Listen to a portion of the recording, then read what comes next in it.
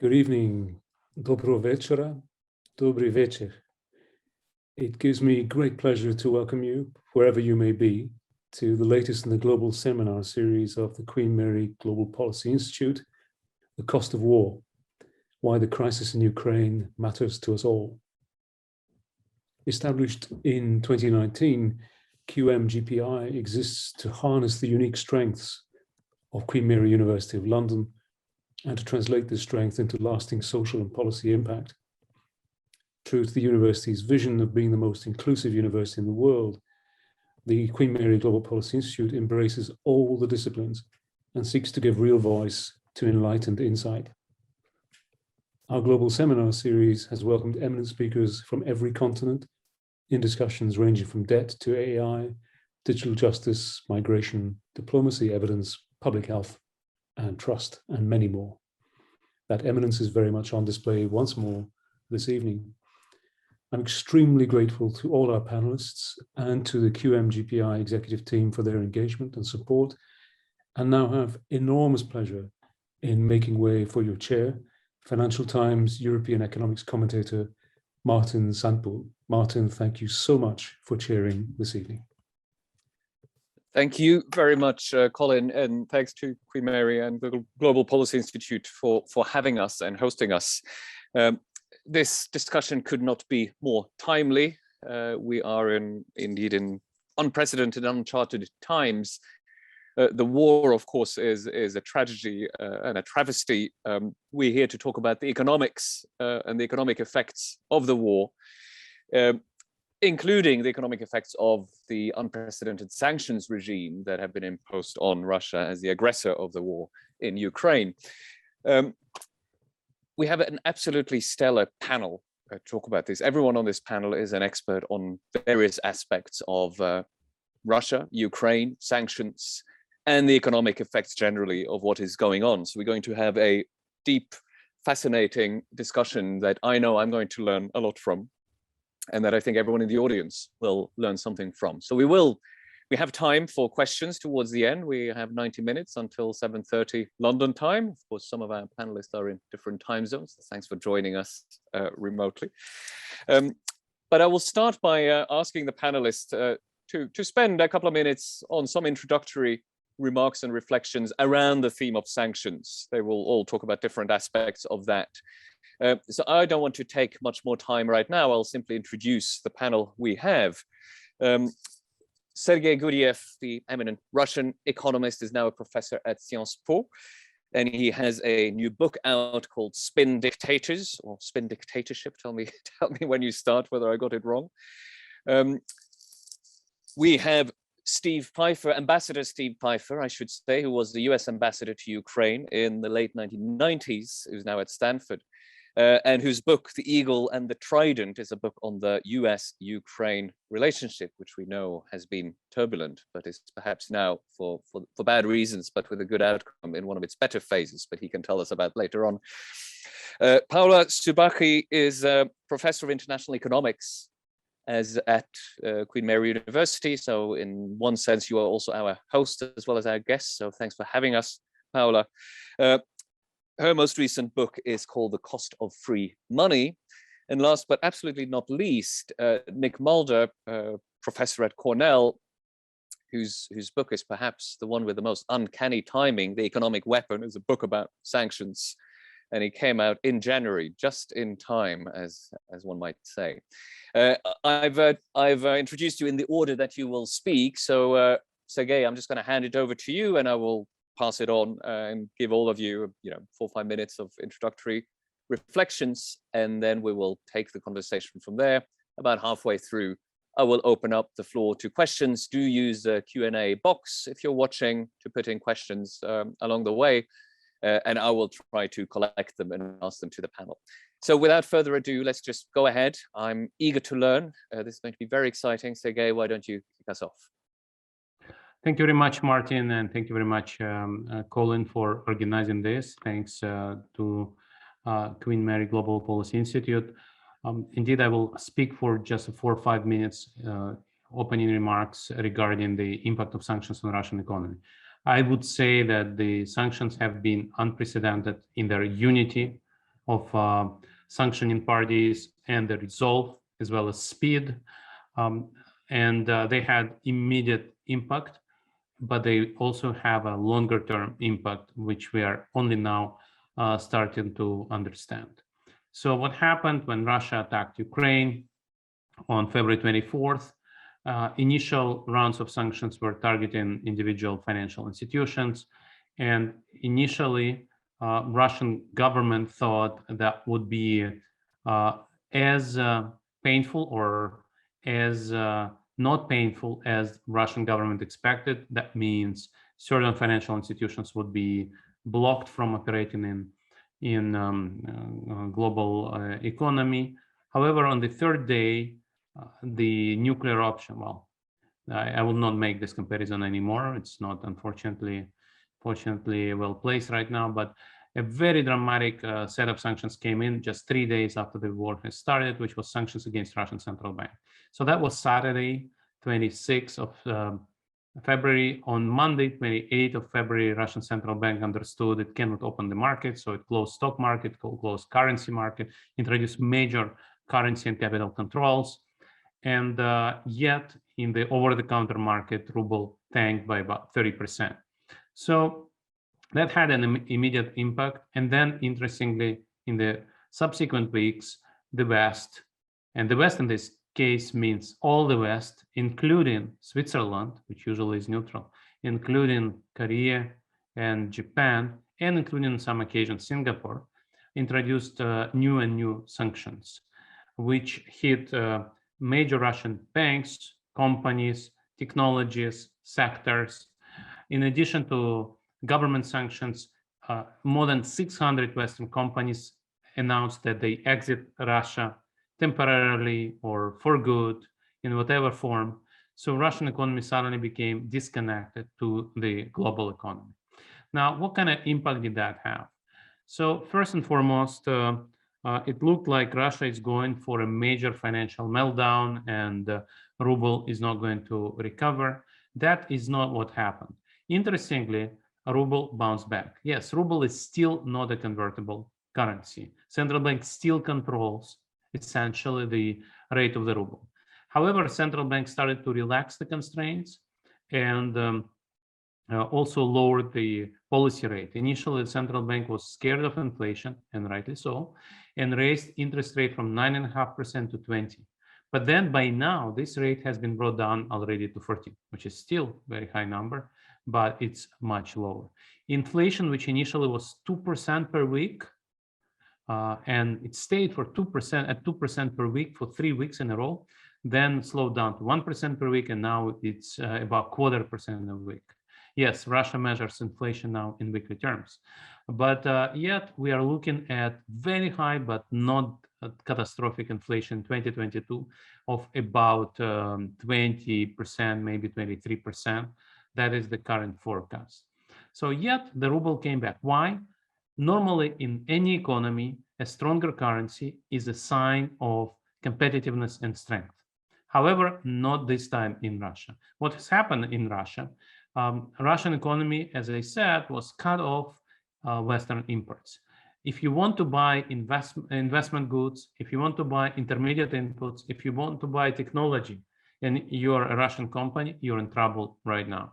That applies to all kinds of things: parts of airplanes, parts for producing cars, software, also telecommunications equipment, and not just from Western providers, but also from Chinese provider Huawei, which just announced that they will not sign any new contracts in Russia. You see that you cannot import anything. So imports have collapsed. And that means that demand for dollars came down, and that means ruble had to go up, especially given the very high oil price that we've observed and the lack of comprehensive Western oil embargo. US introduced oil embargo, Canada did the same, but Europe is still discussing oil and gas embargo. And in that sense, it's not surprising that with high oil and gas revenues coming in and lack of the need to buy dollars to finance imports, ruble has appreciated greatly. But as I said, that fact that ruble came back to pre-war levels doesn't really imply that Russian economy is doing well. Vice versa. all forecasts, including official forecasts, suggest that in 2022 will be the worst recession since early 1990s. The official forecast is 8 to 10% decline in Russian GDP this year. World Bank, IMF, EBRD all provide forecasts around 10%. Institute for International Finance says minus 15%. Russia's households will see their incomes in real terms coming down by about 10%. And in that sense, the impact is huge. I will not go into details, but whole industries are now stuck because they're cut off international global value chains. And that, of course, creates a stalemate, which Russia hopes to resolve through China. But currently, Chinese enterprises, Chinese banks, do not want to risk violating American sanctions for an obvious reason. So this is where we are right now. Russian economy is going through a very, very difficult recession. It's not comparable to the destruction Russia has imposed on Ukraine, where GDP is likely to collapse by 35 or 45% this year. But still, the impact was immediate and dramatic. I'll stop here. Thank you very much. That's extremely useful and succinct, immediate and dramatic impact. Next is you, Steve. Go ahead. Yeah, thanks very much, Martin. No, I think the big question is, will these sanctions force a change in Kremlin policy? And my guess is not by themselves, but the sanctions are one piece of a broader puzzle. There are sanctions, there's the political isolation of the Russian government, there is the decision now by, I think, as many as 35 countries around the world to provide Ukraine defensive assistance, including lethal military assistance, including increasingly sophisticated weapons. And of course, the big factor in terms of affecting Kremlin thinking is the ability of the Ukrainians to defend themselves and the casualties that they're inflicting on the Russian military. So I think that does lead to a question. At some point, I think as Sergei has described, there's going to be some significant economic pain coming toward Russia. What does that combination of economic pain, plus the reports of the large number of Russian casualties by the, I think the British military thinks it's now 15,000 Russian soldiers killed in action. What do those two things do both to elite opinion and public opinion in Russia and support for both the war and the Kremlin? That leads then to the question of the sustainability of the sanctions. And I think this is really a question first and foremost for European countries who had greater economic relations with Russia, who are more dependent on Russian oil and gas, and they will probably be sustaining some economic pain themselves. But if that pain is manageable, the sanctions should be sustained, particularly if the Russian government, if the Kremlin continues not to look for a negotiated path out of the conflict, but continues to try to seek a victory on the battlefield, and if it were then to go and even escalate that conflict. I think above and beyond what the governments do in terms of maintaining sanctions, it seems to me, as Sergei mentioned, 600 Western companies have left Russia. My guess is they're not going back for decades. British Petroleum is writing off $26 billion. How does that then justify to their stockholders they decide to go back into the Russian market in several years? And I think that's only going to be exacerbated if, as it looks likely, the Russian government will move to seize the assets of Western companies that have suspended operations. For example, what happens to the 600 Boeing and Airbus aircraft that are now in Russia? So I think there's another question looking forward. I mean, the goal of this is, again, to get the Kremlin to either withdraw from its military from Ukraine or negotiate towards a settlement that would be on terms acceptable to Kyiv. Now, if the Russian brutality increases, if we see more of these sorts of what happened in Mariupol or the atrocities in Bucha, are sanctions and what the West is doing now going to be enough? Or will the pressure for those to increase? Up till now, I think the United States and NATO have drawn a very clear red line, which is they are prepared to provide the Ukrainians increasingly sophisticated military weapons so that Ukraine's military can better defend Ukraine. But thus far, they've said no American or NATO troops. And the concern there is that if they were to provide NATO or American troops, that might quickly lead to a general war between NATO and Russia. But if these kind of war crimes and atrocities continue, one can expect that there's going to be public pressure on the West to do more. And I'm not sure more sanctions satisfy that demand. I'm not sure how the West responds to that. There's also one potential issue to look down the road, which is the readiness of the United States and the West to ease the sanctions. I would argue that at this point in time, the goal should be to keep the sanctions on Russia for some time to come, especially with regards to sanctions on high-tech exports. And that if there is easing of sanctions, it should be done, one, because there's a settlement agreement in which the Ukrainians say some sanctions easing is important for them to get that agreement in place. But even then, I think the sanctions easing should be tied to performance by the Russians in implementing the terms of any settlement. But at this point, again, we're not there because there does not seem to be a readiness in the Kremlin for a serious negotiation. But even then, sanctions easing may be difficult on the American side. Right now, Congress would have a say in approving any decisions by the executive branch to lift sanctions. And it's not necessarily a given that Congress would do that easily, because what I think you would see in this case was any member of Congress or the Senate who had any kind of grievance of Russia might use that as a basis for voting to maintain the sanctions. As I said, I think there's going to be sentiment for maintaining high-tech sanctions on high-tech exports, because that does seem to be having an impact on Russian military capabilities. And that sustaining that kind of export ban is going to be important to the extent the West sees, and I think increasingly the West does see, that the Kremlin is going to be a long-term adversary. A question is going to arise at what happens to the frozen assets that the Russian central bank has in Western financial institutions. There is building sentiment in the United States and Congress that some of those assets should be used to help reconstruct and rebuild Ukraine. Now, my understanding is only about $5 billion of the Russian central bank's foreign reserves are actually in American financial institutions. But that will be a question for the G7 is, does the G7 have a mechanism to perhaps make a portion of those assets available for reconstruction of Ukraine?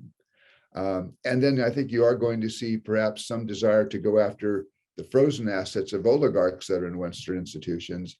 And there's also going to be the question of those companies that left Russia, to the extent that they had the Russian government seize their assets in Russia. Are they going to find a way or a mechanism where they can also get access as reparations to some of the assets that are frozen that are under the ownership of the Russian central bank? So I think the question of easing sanctions is going to be a subject of some thought. It gives the United States and the West leverage with Moscow that we should not lightly give up, but it's not really going to be an issue until until the Kremlin really decides that there should be a negotiation, not simply an attempt to win this on the battlefield. Thank you very much, Steve. You mentioned many interesting points I want to get back to, but one in particular right now is that the sustainability of sanctions will, of course, depend on the cost of these sanctions for the sanctioning countries, and in particular, the European ones. Now, Paolo knows a lot about the European economy, so I hope I don't bounce you into something by saying that I think you'll be able to shed some light on that in your introductory remarks. Paolo, actually, Martin, you read my mind, and that's exactly the angle I like to come into the discussion is that the impact on sanctions on other countries, and in particular the asymmetric impact then these sanctions are going to have on the United States and on Western Europe.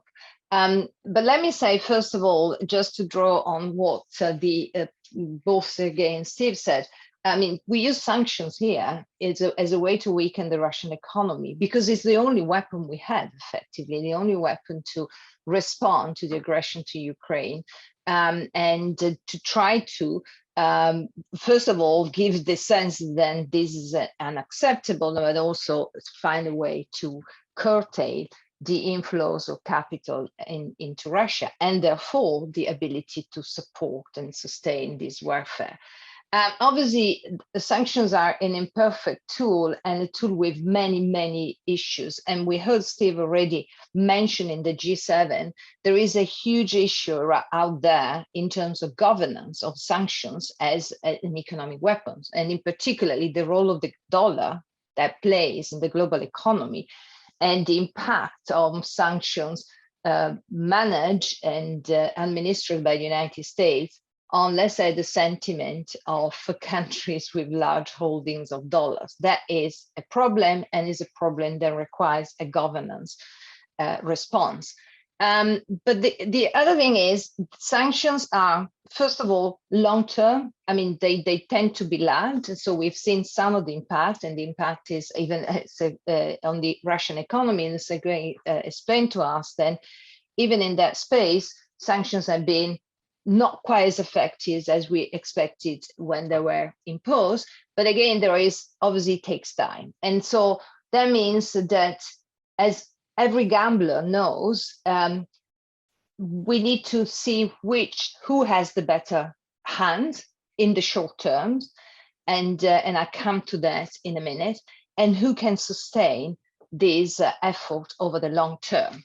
And I come to this in a minute because I refer to Europe in particular, and Europe has a very weak hand at the moment in this game because of the dependency on Russian energy. So again, 40% of energy roughly around Europe, but in particular the two of the major economies, Germany and Italy, are largely dependent on Russian gas and oil, let alone smaller economies like Austria with 80% of their gas and energy coming from Russia. So that really means that then in the short term, the hands for Europe is pretty bad.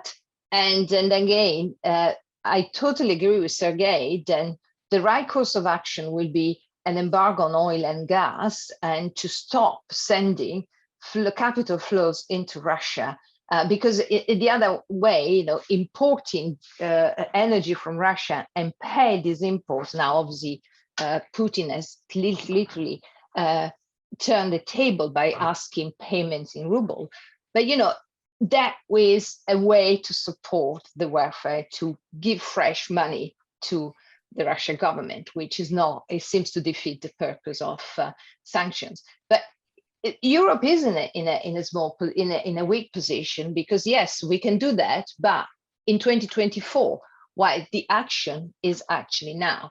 And if we actually action an embargo, that means a deep recession in Europe. The forecasts are pretty dire, depends how we calculate this, but there is no way to get out. And Martin, I totally agree with you in your latest article in DFT when you said that now governments need to explain, especially in Europe, need to explain the cost of this war and what hard choices, which hard choices are necessary, and the cost of those hard choices to the public. Because this stuff will hit back, because people will be upset, and we know in some countries cost of living is already is going up already, and it will go up even more as a result of harder sanctions on Russia. So it is very difficult to. There isn't a solution here, and there is a sort of misalignment in terms of timing. Long term, short term, who can act now, and who cares more, and who can actually care less about the cost and are inflicting on the general public. This is to say that unfortunately this crisis comes at the time where what we thought it could have been a good recovery has never happened, and we are already struggling, in the world and in Europe in particular, with a number of problems, in particularly inflation. So inflation again predates the crisis, the war in Ukraine. We now have the slowdown in the Chinese economy, which is going to dent into the global growth. We see monetary tightening in the United States. Obviously, now the European Central Bank has more constraints. And we see actually the pandemic, which hasn't receded as much as we had hoped. And so the bottleneck on the global supply chains are still there. And on the top of that, we see now bottlenecks or problems in the supply of energy and obviously food, and particularly wheat, corn, fertilizer that comes from Ukraine and Russia. And that will create a problem, in particular for the poorest countries. I stop here, and I think there is quite a lot for further discussion. Absolutely, it's a very gloomy picture, and I think when we're done with this first round, I will ask everyone else if they share that sort of assessment, because I've seen different views out there, so I think that'd be a good discussion to have. But first, let's hear from Nick for his introductory reflections, and then we take the discussion from there. Go ahead. Thank you very much, Martin, and thank you also to Queen Mary Policy Institute. So I'll just have a few brief things to say about, I think, what is a good basis for comparing these Russia sanctions to other cases of sanctions historically, and particularly because, as Professor Sobachi mentioned, these sanctions are having very major international economic effects. How should we think about these sanctions as a global macroeconomic shock? Well, first of all, how do we compare them? So I think there's a few ways of thinking about that, but one of them certainly is to look at the size of the sanctions target, to think of Russia and its weight in the world economy, and then look for comparable cases.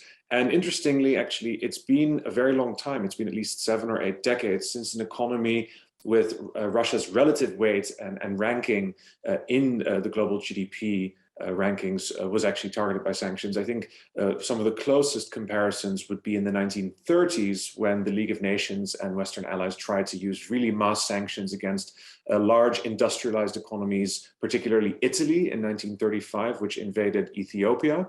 That's a case that we could talk more about. It has many interesting similarities with the Russian invasion of Ukraine, not least of which is the fact that the League of Nations at that time hoped that it could persuade Mussolini and actually deter him from even launching the invasion to begin with by threatening sanctions. That's a very remarkably similar course of events to what transpired over the last few months, as there was a Russian military buildup on the borders with Ukraine. And from December onwards, particularly December 2021, Western governments with the Biden administration in the lead began to openly threaten sanctions and make it clear that there would be severe and massive economic repercussions for Russia if it did invade. Now, interestingly, just like in 1935, when Mussolini did still attack Ethiopia, this military buildup acquired a momentum of its own, and deterrence by sanctions failed. I think that's one other important thing to mention here, that we are now no longer in a deterrence situation, but actually in an attrition scenario. And now the goal of sanctions has indeed, as Ambassador Pfeiffer mentioned, become to degrade the capacity of the Russian military and to hopefully move us to some sort of situation where a negotiated settlement on terms acceptable to Ukraine can be the result. That's quite tricky, of course, and we can't really predict the future. We don't really know how long these sanctions will have to be maintained. I think initially, of course, as Professor Guriev mentioned, many were quite impressed, and rightly so, with the speed with which these sanctions were ratcheted up from a pretty low level to a high level. I think many have already argued that these are sanctions, you could say, are sort of 7 or 8 out of 10 on a spectrum of severity. There's still sanctions that can be taken, but they definitely are significant. The other 2 points that I'd like to make, again, in terms of comparison, are how the target has connections with the rest of the world economy. One advantage, in the sense that the countries in the 1930s had when they were imposing sanctions, was that they were doing so in the wake of the Great Depression. So a lot of trade and a lot of interdependence had already declined because of secular factors in the world economy. There had already been a major economic shock, and countries were relatively little connected, and what interdependence there was could be used as a weapon with relatively little blowback onto our own economies. Now, as the other panelists have mentioned already, we're not in that situation today. We're in a highly integrated world economy, not just in terms of finance and technology, but in trade and in terms of commodities and raw materials, intermediate goods. And I think that poses important questions about the effects of the shocks, and particularly the fact that these shocks are asymmetrical. And here it's interesting to note that Europe in particular, which is one of the blocs in terms of number of countries imposing these sanctions that is largest in the coalition using the sanctions. So by my last count, about 38 different countries have coordinated them, including Switzerland and Norway, in addition to the G7 economies and a number of East Asian allies. But by far the majority of those 38 countries are European states. And what's interesting is I think that European economies are in a way quite ill-suited to prolonged economic pressure and economic war. And as Martin, as you already mentioned in a piece that you wrote recently, there can't really be long-term economic war without more war economics. I think that's a historical lesson that we've seen, particularly in the early 20th century, that the state will have to step in to offset some of these disruptions.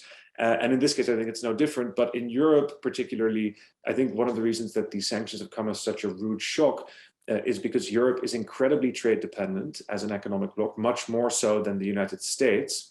And it's actually useful to compare Europe and the United States. The US has a very large domestic demand driven economy, which means that trade shocks filter in to its domestic economy much less.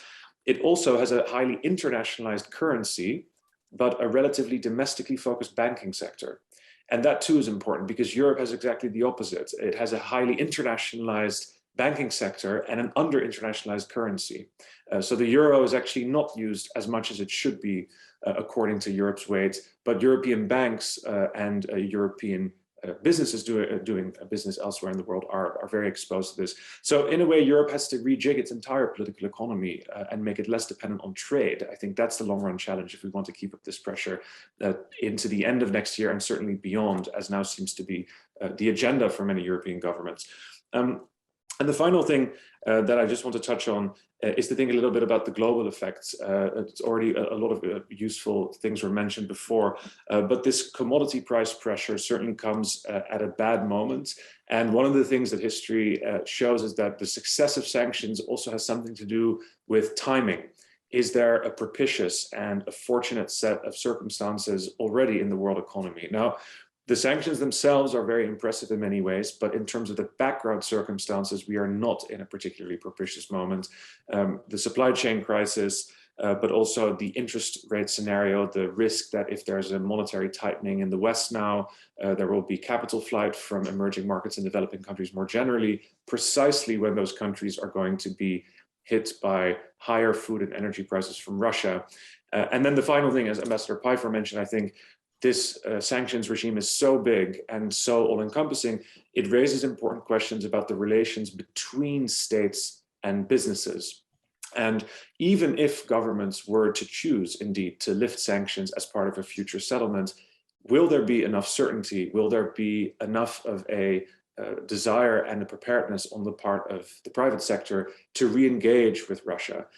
If there is not, then no matter what governments decide, there will be no economic benefit to the sanctions lifting. So I think trying to think about how government policy and corporate decision-making can be more aligned, how compliance departments and sanctions using departments of governments can really adjust and coordinate their actions is also going to be really key for what this means for the future of the world economy. But I'll leave things there. Thank you.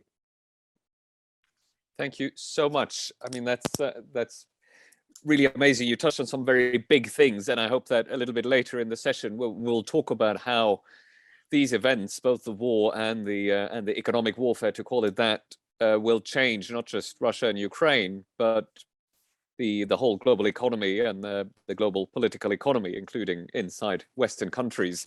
So let's get to that in a bit. First, I want to follow up on some things that have been said. Maybe it was Paula who kind of drew the most detailed, I think, pessimistic picture of how sanctions or how costly sanctions may be for European countries. So I'd like to hear from the others if they largely agree with that assessment. Nick, you started getting into it and you sounded pretty much on the same line, but I'll give you an opportunity to address it. But maybe I can frame that question in something a little bit more tabloid and pointed. So I'd like you all to say whether you think, would it be right and would it be the right policy from European and the Western coalition generally to tighten sanctions further as soon as possible? You know, given, and please give us your thinking about how costly that would be as you answer that question. And it seems to me that the obvious next steps are obviously oil and gas. It sounds like we will get some sort of decision from the European Union this week. That will probably be for something delayed, but maybe something quite firm. We will see. Gas is further down the road, but we might get to that. Another aspect of sanctions we haven't seen so much about would be further sanctions on on trading itself, such things like shipping, where there's a lot that could be tightened, it seems to me. And maybe there are other types of sanctions that I haven't mentioned that you think are relevant. But if you could give us your view of whether it would be right now to keep going, keep pushing, or rather, this is as much as the West can do, so let's just hold the line at this. And if you do think, or whether you think it's right to push further or hold the line where we are, what do you think would be the consequences, or what difference would it make to sanction further? And I say this because there is a reasonably influential argument out there that says that because of the financial sanctions, there's not that much Russia can do with its energy earnings in any case. And this has come up in the debate around this new payment mechanism for Russian gas, which there's now a dispute about inside the EU. If one of you would like to enlighten us all about exactly how that works, we'd be grateful, but I'm not going to force anyone. It makes my head explode a bit when I try to understand it.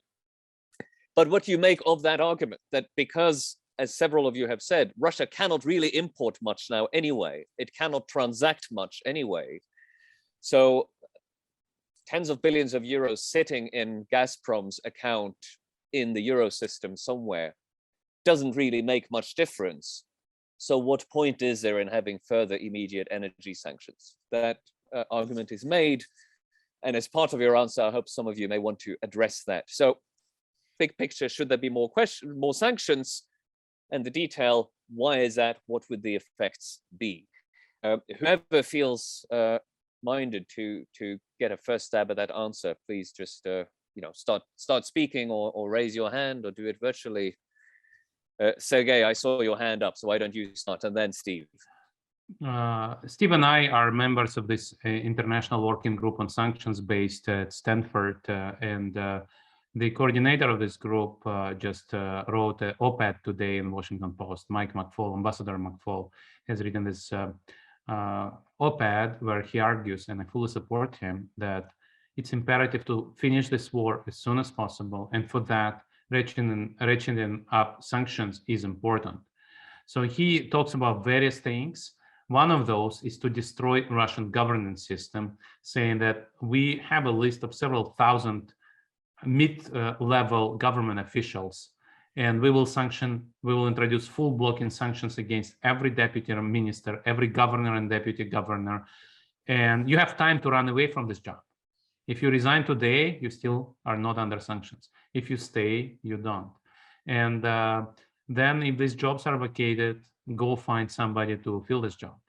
And some people will. Some people will work in those positions, and some will say, sorry, I'm sick, Mr. Putin. I cannot go to job today. I cannot take this job today. The other important thing which you mentioned, Martin, is transportation sanctions. So oil and gas embargo is required to stop Putin to have a fiscal surplus. This is something that I didn't talk about, but Russian economy is in trouble, but Russian federal budget is not, because at this high oil price, even with the reduction in oil production and exports, which we've observed in recent weeks, even with the discount that Putin gets on his oil, still he's running a fiscal surplus. And that is something which empowers him to continue paying his soldiers, officers, and so on. He is limited in his ability to build new tanks, new planes, and new rockets, exactly because of export controls and the inability to import Western technology. But he still has a lot of tanks. And the question is if he can pay more money to his mercenaries. Now, the most successful units are paid more than minimum wage, much more. And for him, having cash is important to pay to the soldiers, to pay to the propagandists, to pay to the policemen who beat up the protesters. All of that is important for him. And so undermining his fiscal balance is important. Now, will it impose costs on European economies? For sure. And this is the time when, as Prime Minister Draghi has famously said, we need to choose between peace and air conditioning. Later on, Draghi has explained what he meant. He meant it's time we go further in terms of sanctions to impose sanctions on impose costs on ourselves. But these costs are not going to be catastrophic. Yes, living without air conditioning is tough, but you can live without air conditioning. That is his parallel, right?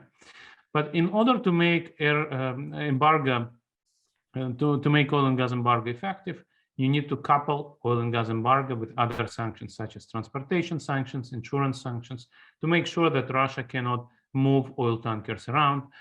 And in addition, you have to track down the entities that will try to help Russia to circumvent sanctions.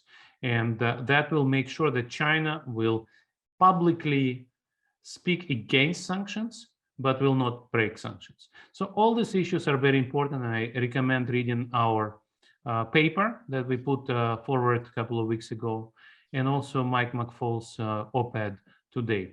These things are very, very important because the war continues and the war needs to stop. Every week of this war is costly for Ukraine, for Russia, but that's a different matter, also for Europe. European economies' GDP growth in 2022 has already been downgraded. IMF suggests 1.1% less growth in 2022, OECD 1.5% less growth in 2022. So the sooner we stop this war, the better it is for Europeans as well, even though in the short run, that means costs. But we are in May.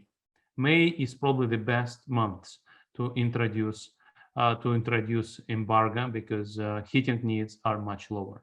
So that's where we are. So you asked a simple question: should we go further? And my answer is yes. Yeah, I would second that. Before you start, Steve, can I encourage Sergey to just put the link to Michael McFall's op-ed in the chat so that viewers can look it up? Go ahead, Steve. Yeah, no, I would second Sergey's points. I mean, the sanctions that are in place now will have an impact on the Russian economy, but they're going to take time. And to the extent that the Kremlin has shown no sign of readiness to end this war, it would, I think, behoove the West to be piling as many sanctions on as it can now to try to affect that calculation in the Kremlin. And oil and gas is the most likely target. And I say that recognizing that it's easy for an American to say that. We import no gas from Russia, and it was easy for us to embargo Russian oil because it was only about 3% of our demand. But looking there, and I think Sergey's idea about looking at transportation, if you could deny insurance to Russian flagged ships or ships transporting Russian cargoes, you can basically lock down a good portion of Russia's oil sales. I don't think people are going to want to buy oil and have it transported when they can't get insurance on it. A second thing is, again, looking at the sanctioning mid-level officials. I would actually go one step beyond that for mid-level officials, but also for everybody already on Western sanctions list.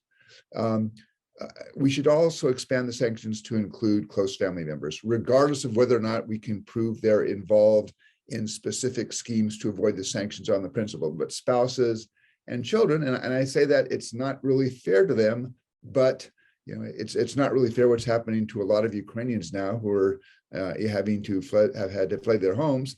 And let's increase the familial, the pressure from the family on those on the sanctions list to try to do something, because we should be looking for everything that we can now to try to raise the pressure for a change in policy in the Kremlin. Martin, can I come in and yeah. actually endorse what both Sergey and Steve said? We need sanctions. We need to stop this war as soon as possible. And the impression I have, unfortunately, in Europe is that many people are now resigned to the idea then the war can be put on the slow burner, something then we keep in Europe, which will be bad, but that is the reality then many people are getting adjusted to. And actually, we need to change this, and we need to really put as much pressure as possible on Russia to really stop this war. And then again, the payment, the financial argument you brought forward, it's not entirely sound in the same way. Then we know very well then financial flows are not airtight, and in any case there is a way to move around, as again Sergey said, there are entities that are very good and able to circumvent any type of sanctions and just recycle this money. And so what we need to stop is actually supporting, putting this money into this Russian warfare. I totally agree. Mario Draghi was very clear. The point, however, is not air conditioning or heating, but the point is that German and Italian companies, industry sectors depend on Russian gas for their operations, and they're obviously cutting there, so will be problematic. But I think that what is important is, first of all, have rules around sanctions. So we need to make sure that people, and in particular developing countries, understand that these are not out of, these are extraordinary measures that are taken with all sorts of cautions and attention. So it's not something that is dropped of the whim of the moment. And the second point is very important to explain to the public opinion what's going on.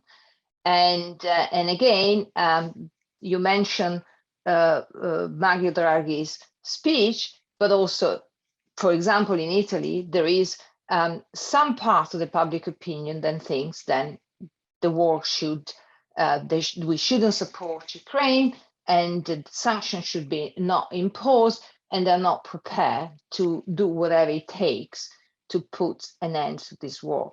But a clear message to the public opinion to put exactly the options, what do we want and what we try to achieve, and why we need to do it now and not to leave it to 2024, is critical to really gain the support of the general public. And actually, sorry, and fiscal effort, because the other thing is Mario Draghi came out just with an extraordinary support to the Italian economy, to people who will struggle to with fuel poverty, with companies who are exposed to the Russian and Ukrainian markets. So, these need to be supported with a large fiscal effort, which I think the European Union now is converging to the idea that that is the necessary next step. Just on that, Paola, do you see signs of that happening at the European level, some sort of common spending package or support package? It will take a while. It's slow, obviously, as this is a big decision, but I think, yes, I think there will be more in the direction of another effort of sort of fiscal cohesion to, in particular, if the European Union decide finally to go for this embargo on Russian energy. Nick, before I turn to you, I just want to point out that we're getting very strong "whatever it takes" sense from Sergei and Steve and Paola, but also from Paola, something I wanted to ask you all about: the risk of what I would call Ukraine fatigue. And I know, for all the wrong reasons, working in the media, that at some point this will not feel new anymore, and it will start to move off the front pages. It will start to move off the evening news in the West, and that's the moment of danger for those of us who think that the pressure needs to be not just held up, but increased. So, Nick, I still want you to answer the earlier questions about, should we do more now, but also from how you've studied the history of sanctions. What happens to sanctions over time? Do they fizzle out? Are they liable to fatigue, or on the contrary, are they sticky? Maybe you can say a little bit about that too, so we have a sense of what we can expect. Yeah, certainly. So I think that I'm in agreement with the panel when it comes to the moral urgency of doing whatever we can to help Ukraine. Absolutely, I think that argument is unimpeachable. I do think from a historical point of view, I'm somewhat more skeptical that we can expect short-term results, and that if sanctions work, I think most of the cases where we see effects, it tends to happen very quickly, and otherwise it tends to take rather a long time.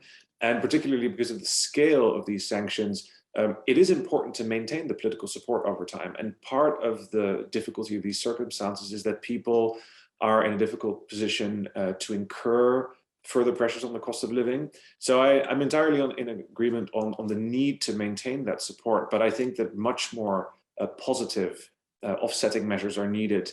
And if that means potentially slowing down the speed at which we impose new sanctions to make sure that the coalition stays together, that may actually be necessary, because I don't think that the results are going to happen in a matter of weeks anyway. However, on the positive side, I think we should ask, why are we imposing new sanctions? I think the good news is that the military assistance to Ukraine has proven rather effective.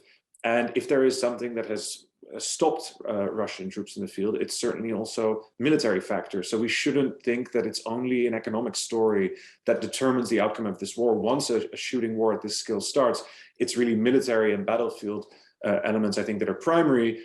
And only in the long run do these economic factors then start to bite.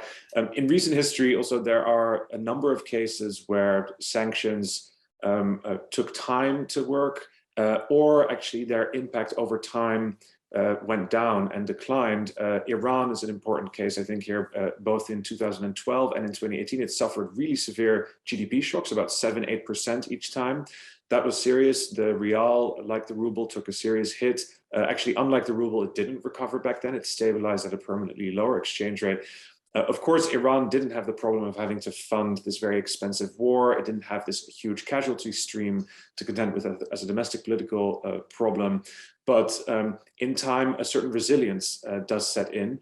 And the one other thing I think that history shows over time is that in economic war-like scenarios, resources in economies are fungible. So you are able to move things around, decentralize demand, find inputs from alternate uses that you can substitute to some degree. And this means that complex, modern, industrialized economies can take these sorts of shocks.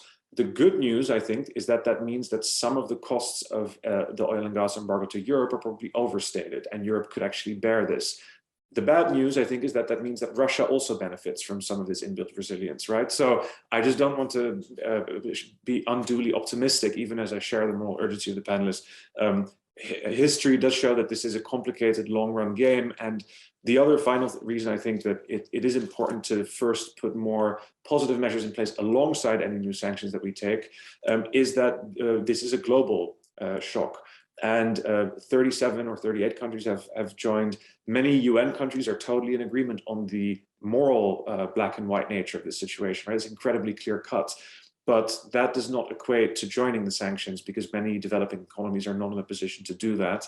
And if we are going to increase the sanctions, there will be spillover effects to these countries that are already in debt problems.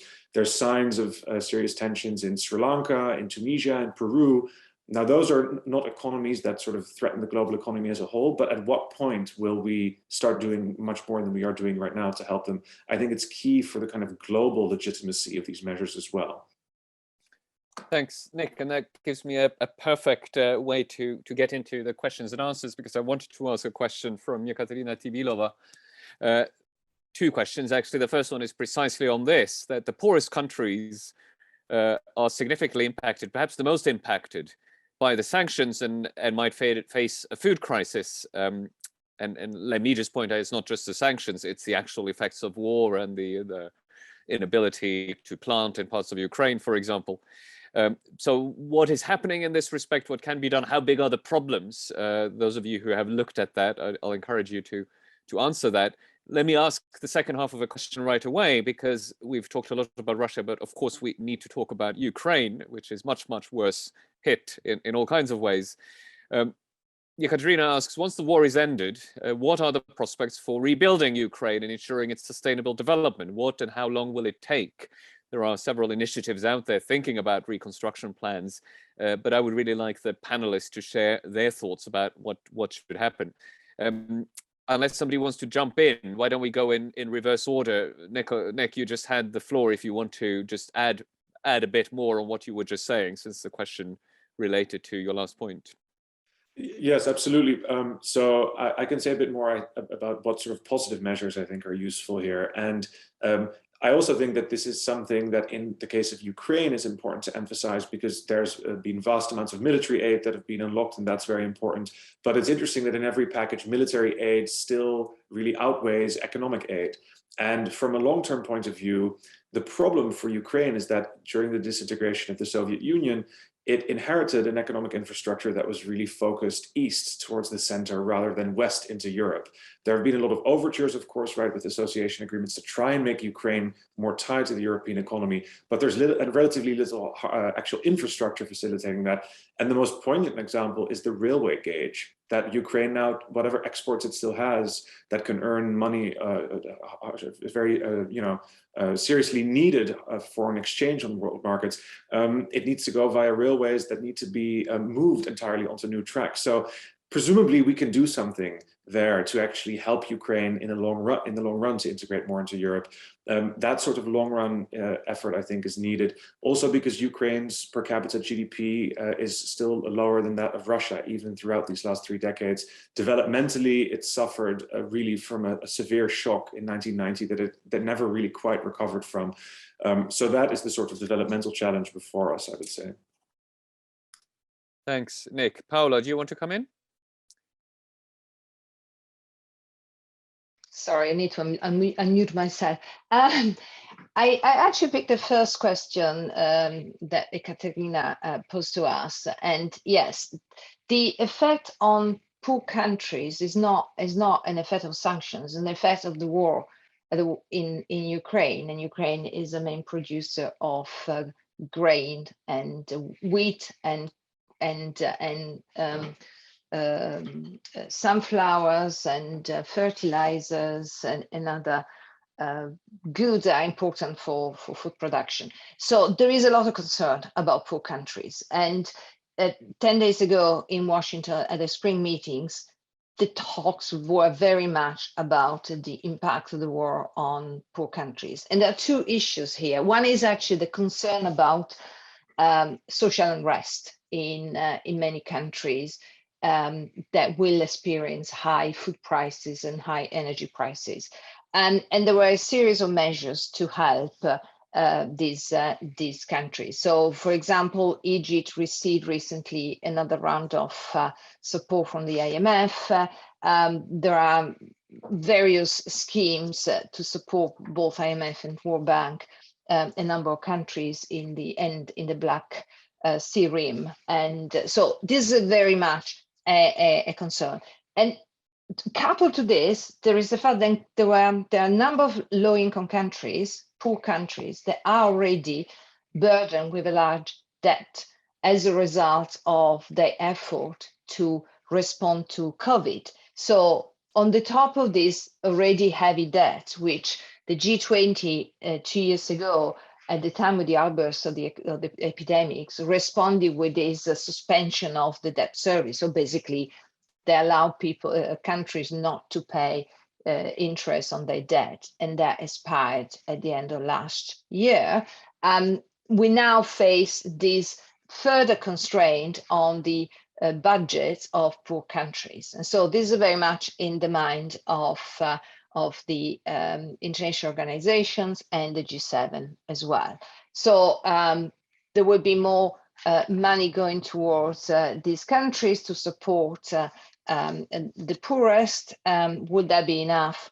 We don't know, possibly not, but that is the way forward. So basically, this is a crisis that is really somehow expanding in a sort of like a concentric round from Europe to the countries that are obviously closest to the welfare zone, and countries that depend on food and energy, and these are particularly the poorest.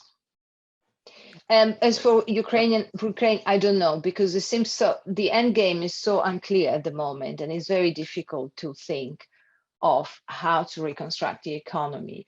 But I'm sure that when the time will come, there will be a big effort, international effort, to help Ukraine to rebuild its economy. pre-existing debt will presumably be an issue there too. I mean, it's hard to imagine a post-war reconstruction without some sort of restructuring of debt. I said I would do the opposite order, but I'm going to ask Sergei first, because when we get to you, Steve, I will also throw in the question about sort of geostrategic thinking when you have an irrational, nukes-happy leader on the other side, which you, as part of US diplomacy, will have thought about in the past.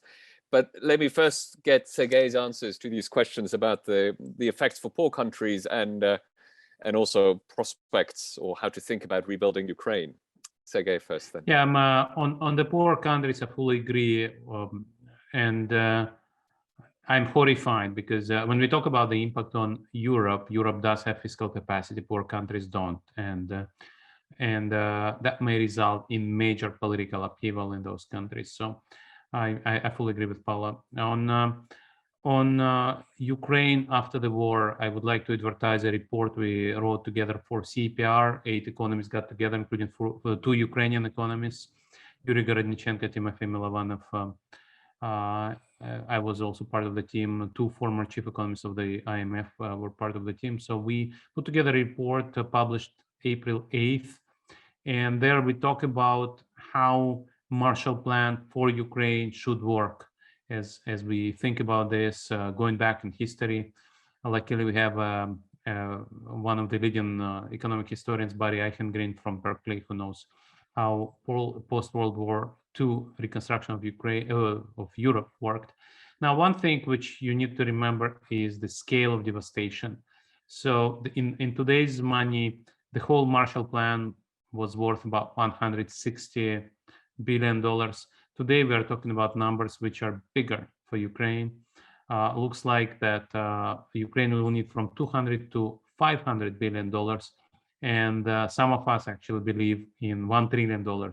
So it's a huge amount of money. The devastation is real, and reconstruction will be very, very tough. And in that sense, when we talk about using frozen assets of Russian state and Russian oligarchs, that is completely likely, simply because Ukraine will need every dollar it can get. And given that Russia is an aggressor, it will have to pay reparations. There are other sources of money, not just the frozen assets, but the tax on Russian oil exports. This is something that Iraq has done in the past. When Iraq invaded Kuwait, it had to repay the reparations for 30 years. And Iraqi's oil exports were just taxed by the decision of United Nations Security Council. So it's going to be a huge problem, but I encourage you to read this report. It's called Blueprint for Reconstruction of Ukraine. It's a 40-page report which covers all kinds of issues, not just the issues I mentioned, but also governance of how to rebuild Ukraine.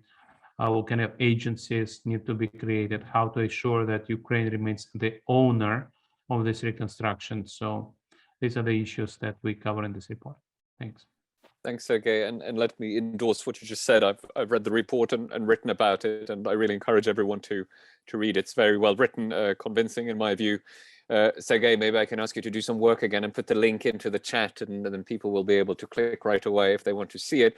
What struck me as the most fascinating, sort of powerful idea in there is that Europe should see reconstruction not just about making up losses, but as an investment into making Ukraine sort of fit for integration, if not membership, then at least integration, full integration with the European economy, very much along the lines of what Nick mentioned. And I think the railway gauge example is actually mentioned in there.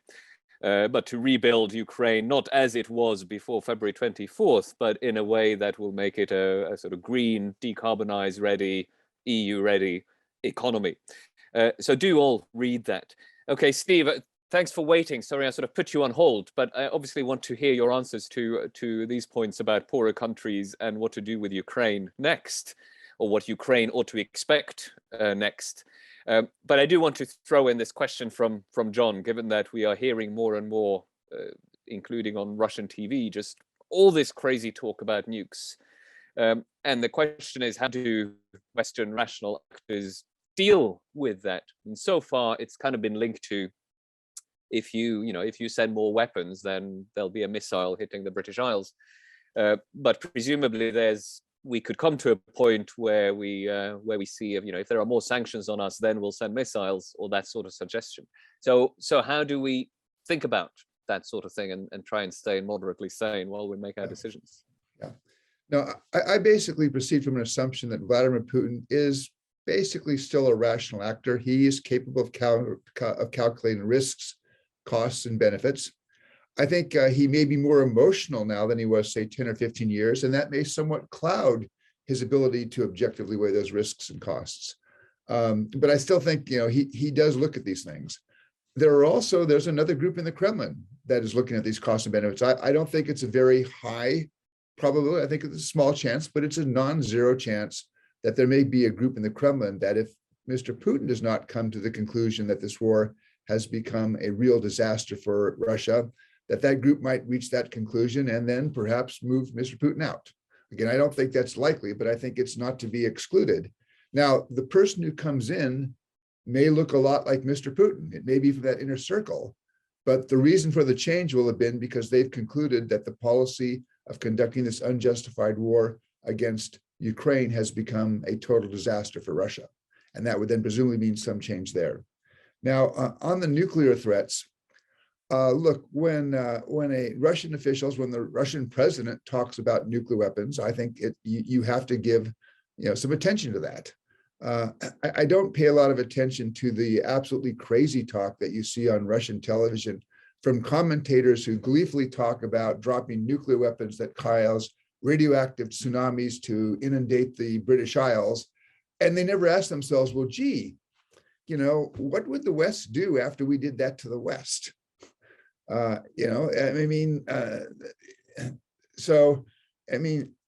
then where I guess I'm a little bit more relaxed is one, if you look at Putin over the last 10 years, he talks about nuclear weapons a lot. My own assessment is part of that is Putin wants to portray Russia as a great power. Russia's primary claim to being a great power in the world today is it has a lot of nuclear weapons. If you take those nuclear weapons away, Russia's global status gets significantly reduced. And Vladimir Putin has a habit of talking about these weapons. He talks about them loosely. Back in 2015, for example, in a documentary on the Russian seizure of Crimea, he said he was prepared to put nuclear forces on alert in March of 2014 had NATO reacted wrongly to the Russian seizure of Crimea when NATO did nothing. So there's a certain amount of here that's aimed to intimidate the West. And I think it's important that, while we pay attention to this, we not be intimidated. And we do, I think the French had the perfect reaction when the Russians put their missile, or when Putin said they were putting their forces on alert. By the way, the Pentagon then said several days later, we have seen no evidence of a change in Russian posture. The Russians aren't doing things like sending their ballistic missile submarines out to sea. They're not dispersing their mobile intercontinental ballistic missiles from garrisons out to the fields where they would be harder to find. And then I think Minister of Defense Shoigu said, well, sir, we've done that. We've put a few more people in the headquarters units. So, again, I think this was designed to intimidate. And the reaction to my mind that came out of Paris was the ideal one, saying, well, we've seen that we have nuclear weapons too. And just reminding the Russians that any kind of nuclear threat, any kind of nuclear use opens up a Pandora's box. And the consequences then are totally unpredictable and potentially catastrophic, including for the person that chose to open that box up. And Steve, can I also ask you about your take on what could happen next in Ukraine if there's some sort of satisfactory end to the war, in particular because we've all heard a lot about the problems Ukraine had before the war.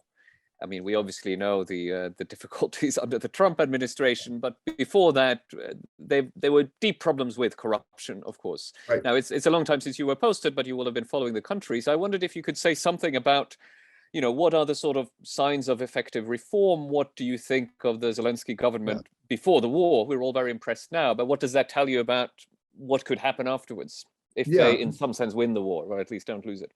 No, I think, there's horrific damage that's been done and inflicted by the Russian military on Ukrainian infrastructure, industry, residential housing.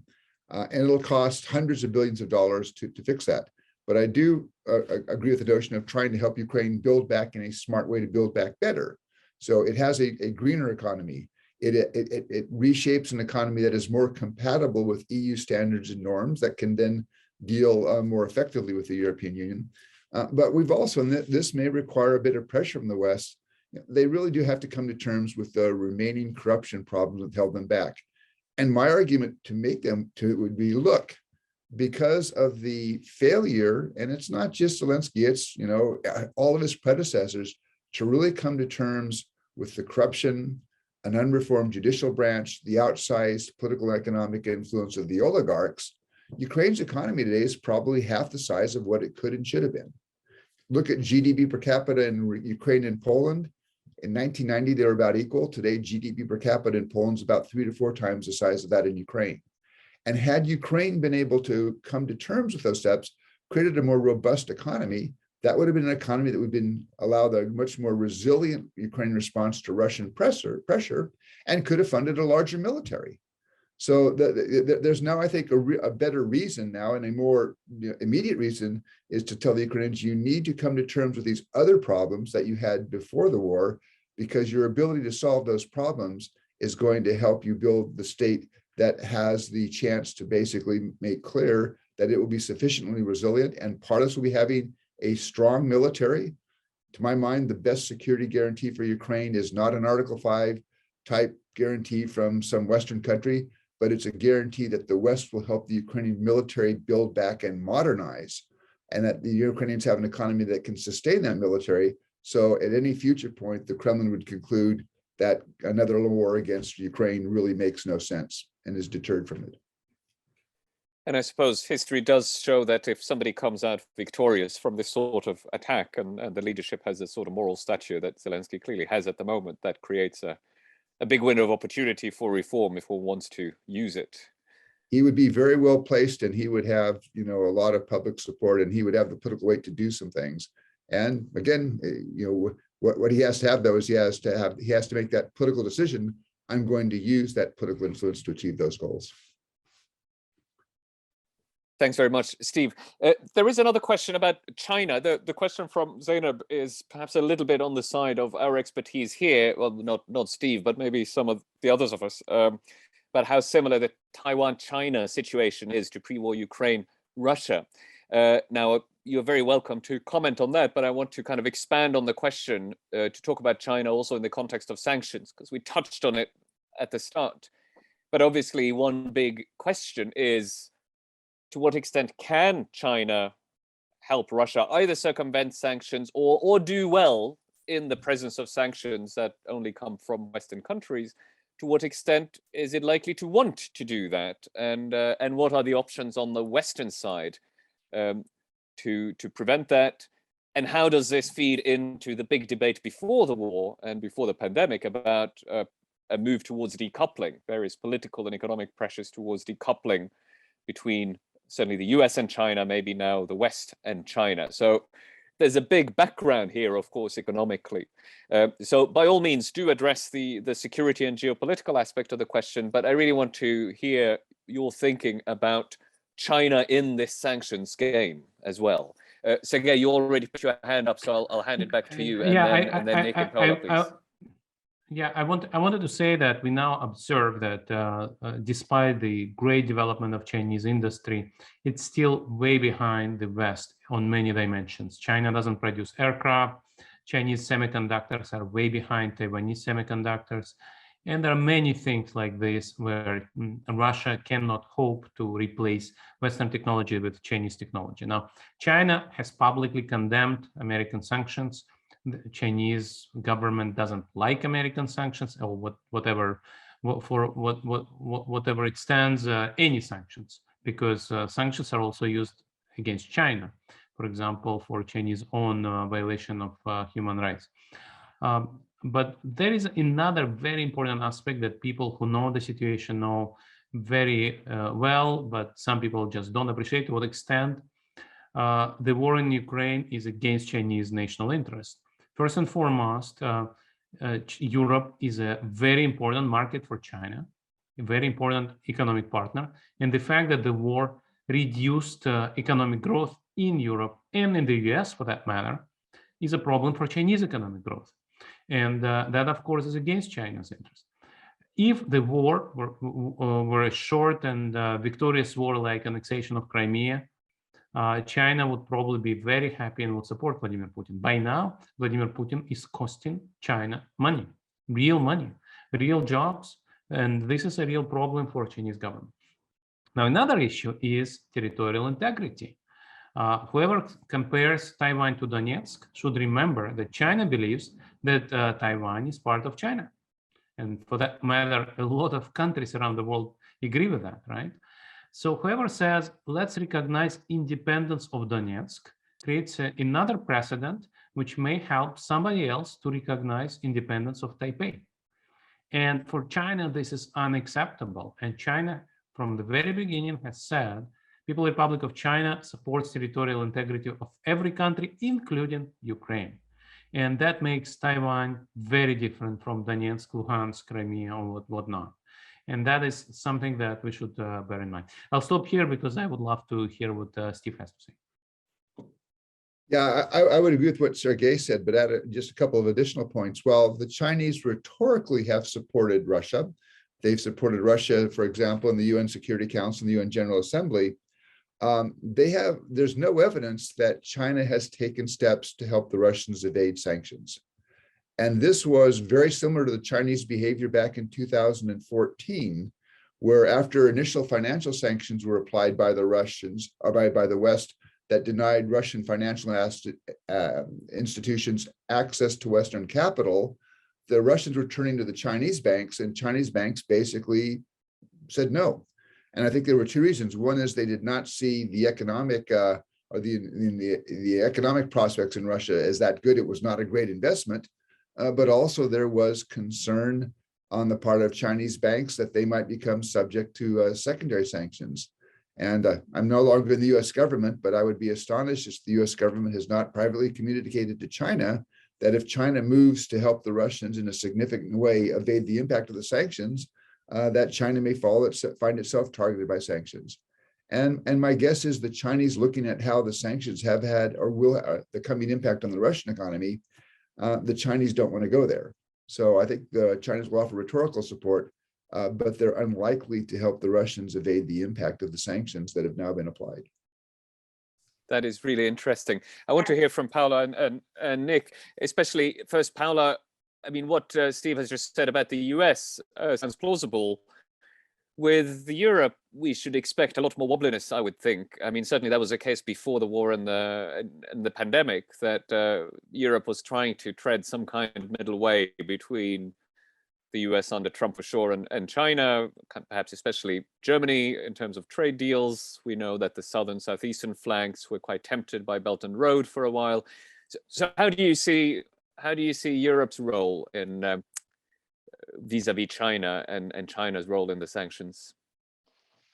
What I do believe, and I got a report which was out 2 weeks ago for the G7, the German presidency, on how to deal with China. And I do believe then China needs to be engaged on, and Europe can provide the bridge. Then the United States seems unable to do at the moment. The current approach is very confrontational and is not helpful. Now, China thrives in ambiguity and is ambiguous in its relations with Russia. Incidentally, there is a swap agreement between the Central Bank of China and the Central Bank of Russia that was, I think, signed before Crimea. It's a tiny amount of money. It's 150 billion RMB, roughly at the current exchange rate, $30 billion. So 5% of the Russian, less than 5% of the Russian foreign exchange reserves prior to sanctions. That was activated actually in 2016 to help Russia at the time of sanction on Crimea, as a result of Crimea, to basically get some liquidity for trade. But it's a tiny amount. It's very convenient because it's a sort of mechanical, that is an agreement that is triggered mechanically. So there is no political involvement. So that allowed China to keep the head below the parapet when Russia used the swap agreement in 2016. But as I said, it's a tiny amount of money and it doesn't really make a difference. On the other hand, interesting, again, in Washington, China agreed, it has a very ambiguous attitude towards sanctions in Russia. But number one, as has been already said, the United States and the European Union are the two main markets for China. So it would be suicidal to undermine these two markets for the sake of supporting Russia. And the other thing is interesting, the New Development Bank, which is a so-called BRICS bank, in which Russia is a member as well as China, actually put a stop to loans to Russia soon after the invasion of Ukraine. And so China supported. So again, we are all very well informed about everything that China does, which shouldn't do, but also we should really give more acknowledgement to the fact that also China is capable to do the right thing. And that should be said, and it should be, is a way to, again, to help bridging these important, keep this important economy and country in the global community. The other interesting thing, again, in Washington, Russia agreed to be part of the creditor committee for resolving this the debt of Zambia. It's a small thing, but again, is becoming part under the common agreement, the G20 common agreement, is a very good, symbolically very important. So basically, China is telling the rest of the world that they want to stay in the international community, inside the international financial architecture. And this is not a small point. So we should not push China away, not least because we need to acknowledge, and China is not a market economy, it's not a liberal democracy, but is also an important part of our world, and we should try to keep China engaged as much as we can. Thank you very much. Nick, it's taken a long time to get back to you, but certainly on this last question about sanctions and China, but anything else that you wanted to comment on from what the other speakers have talked about? Yeah, well, I agreed with much of what just been said, especially just now by Paola. But one thing that I think is worth addressing is this now often heard assumption that the sanctions against Russia by the West are also, in a sense, a trial run for a potential use of economic pressure against China, should there be some sort of conflict over Taiwan. I think that it's understandable why that comparison gets made. I do think it overlooks the very different ways in which they are integrated. And perhaps one useful way of thinking about it is that the damage that sanctions do depends on where a country is vis-a-vis what you might call the sanctions vulnerability zone. If you have almost no links economically with the West and with advanced economies, say North Korea, an economy is relatively impervious to Western sanctions as a result. It only has a few trading links with surrounding economies, but not much else. If you are highly integrated, like China, then there is such a mutually assured damage that will result from sanctions that too affords a degree of security and protection. I think Russia was precisely vulnerable to these sanctions because it was in the middle, because it was medium integrated, it was dependent on the West for technology and a number of other things like demand for its energy, but without a blowback risk that was equally large to the rest of the world. So China, it seems to me, is in the highly integrated part of the sanctions vulnerability spectrum, and therefore I think also somewhat less vulnerable precisely because the costs would be so tremendous.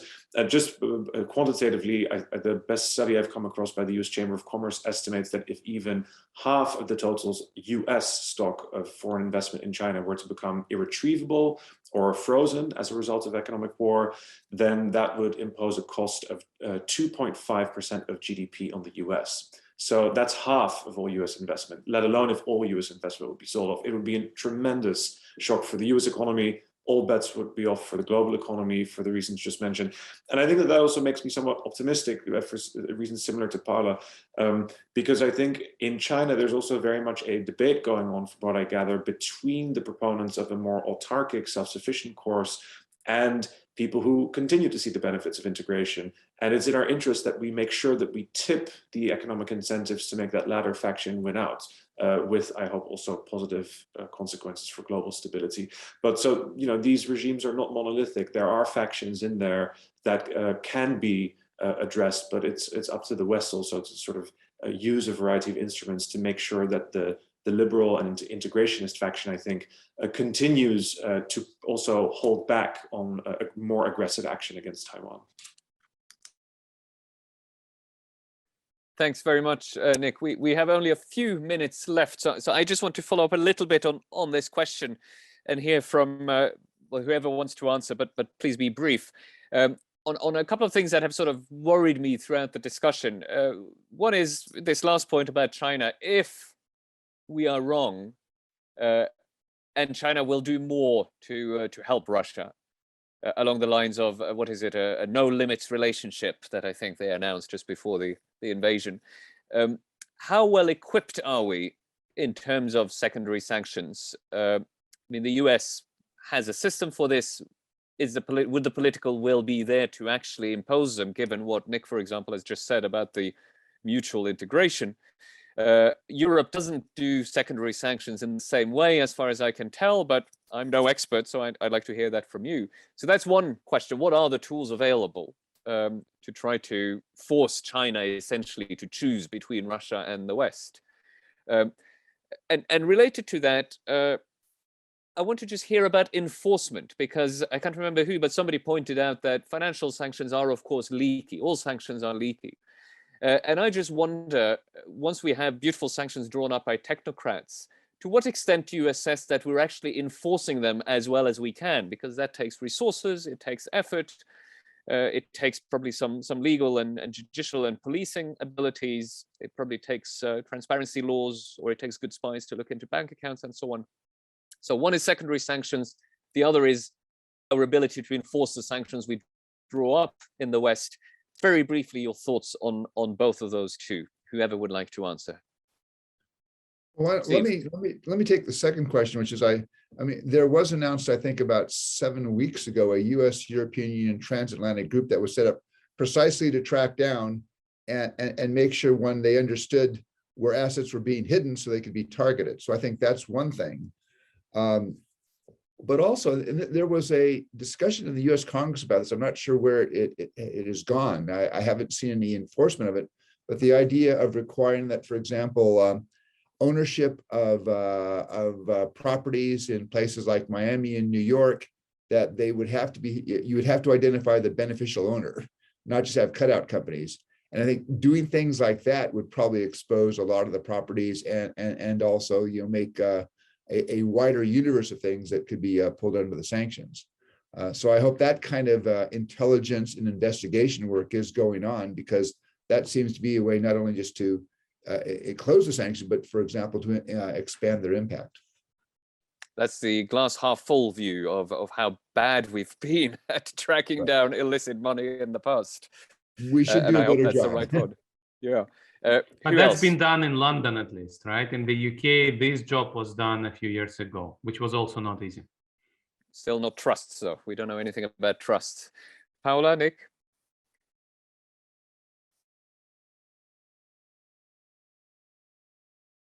Don't know if anyone's trying to unmute themselves.